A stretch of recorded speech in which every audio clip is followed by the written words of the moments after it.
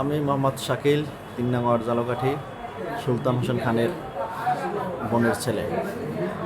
আজকে মাত্র শেখ হাসিনার কাছে আমার আবেদন, আমার নেতা জনাব সুলতান হোসেন খান আওয়ামী লীগের দুর্দিনের কাণ্ডারি ছিল। দীর্ঘ ৩০ বছর তিনি দলকে লালন পালন করে রেখেছেন নিঃস্বার্থভাবে।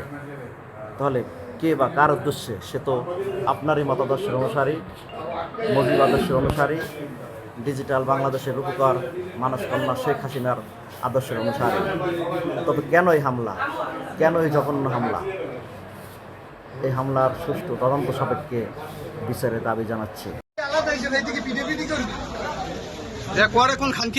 আপনি কোন জায়গায় ছিলেন? ওনাকে নিয়ে ভিতরে যান, দেখেন পরে ভিতরে নিয়ে যান।